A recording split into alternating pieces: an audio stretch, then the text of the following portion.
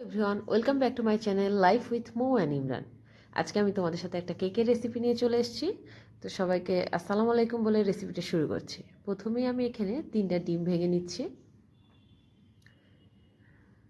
তো 3টা ডিম ভেঙে নিয়ে আমি কুসুম সহ অ্যাড করে দিয়েছি। এখানে আমি এখন বিট করে নেব।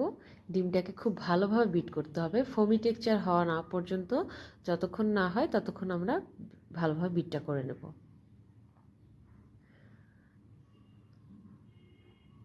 এটা তো যেহেতু এটা আমি রেগুলার কেক বানাবো, যেহেতু বাসায় খাওয়ার মতন, এটা কোনো জেব্রা টাইপ কেক হবে। এটা কোনো প্রফেশনাল কেক না বা বার্থডে কেক না,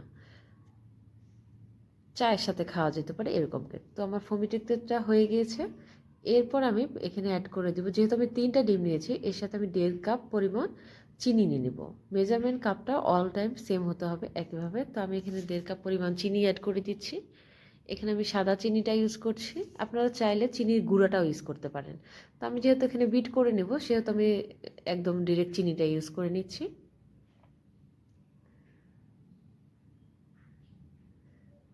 তো চিনিটার সাথে ডিমটা খুব ভালোভাবে বিট করে নিতে হবে, যেহেতু যে কোনো প্রকার চিনির দানা যাতে না থাকে।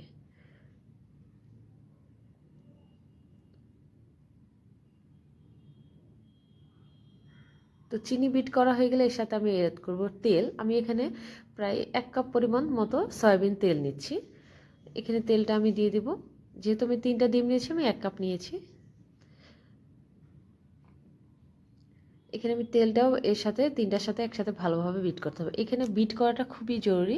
যত ভালো বিট হবে কেক ততটা মসৃণ হবে বা তুলতুলে হবে, নরম হবে।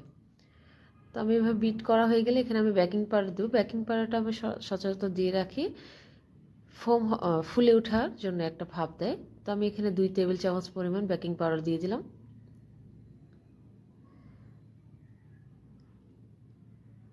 বেকিং পাউডার দিয়ে আবারও ভালোভাবে আমি বিট করে নেব।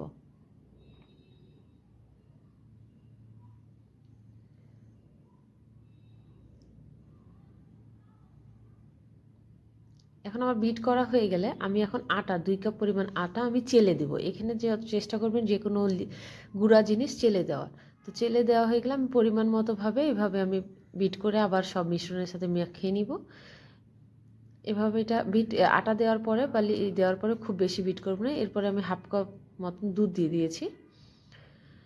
এবারে আটা বা এটা মাখানো পর্যন্ত ওয়েট করবেন, কিন্তু বেশি বিট করতে যাবেন না। তো আমার বিট করা হয়ে গেলে এখন আমি এটাকে একটু রেস্টে দিয়ে 2টা বাটিতে সমান 2 ভাগে ভাগ করে নেব। তো আমি 2 ভাগে রেখে দিলাম। একটা আমি সাদা রাখবো আর একটাতে আমি চকলেট পাউডার অ্যাড করে দেবো। চকলেট পাউডারটা দিয়েও আমি হালকা একটু বিট করে নেব মিক্স করার জন্য। তো এটা আমার বিট করা শেষ। এখন আমি মোল্ডে ঢেলে নেব। আমি মোল্ডে একটা পেপার নিয়েছি, এখন আমি তেল ঢেলে এখন একটা একটা লেয়ার আমি সাদা দিব, একটা লেয়ার আমি চকলেট কালার দেব। এইভাবে দিয়ে আমি কেকটাকে ফুল সম্পূর্ণ রেডি করে মোল্ডে বসিয়ে নেব। আমি যেভাবে করছি আপনারা এভাবে করতে পারেন, তাহলে ডিজাইনটা খুব সুন্দর আসে। তো আমার এইভাবে করা হয়ে গেলে আমি একটু ঝাঁকিয়ে নিচ্ছি। এবার একটা আমি কাঠির সাহায্যে আমি একটু ডিজাইন করে নিচ্ছি উপরের সাইডটা। এই ডিজাইনটা অনেক সময় আমরা ক্যাপাচিনো যে দেখতে পাই ওখানে করা থাকে। তো আমি এটা কেকের ওপরে একটা ডিজাইন দিয়ে দিলাম, একটু ঝাঁকিয়ে নিলাম।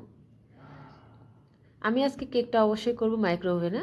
তো আমি এখানে আমার যে সিঙ্গারের ওভেনটা আছে, এখানে আমি দিয়ে দিয়েছি ওভেন প্রিহিট করতে। এরপর আমি প্রিহিট করা হয়ে গেলে এখানে আমি কেকটা বসিয়ে দিব 30 মিনিটের জন্য। আমার প্রিহিট ডান। অনেক সময় 30 মিনিট লাগে, অনেক সময় 40 মিনিটও লাগে। আপনার একটু দেখবেন যে কীরকম হচ্ছে। তো একটা কাঠির সাহায্যে যখন 30 মিনিট প্রায় হয়ে যাবে তখন আপনি একটু চেক করে নেবেন। চেক করা হয়ে গেলে আমার এই যে কেকটা কাট হয়ে গিয়েছে। তো আমি এখানে পিসটা আপনাদের সরাসরি দেখালাম যাতে ডিজাইনটা কেমন এসছে। তো আজকের মতো ভিডিওটা এখানে শেষ করছি। কেকটা অবশ্যই জানিয়ে আমাকে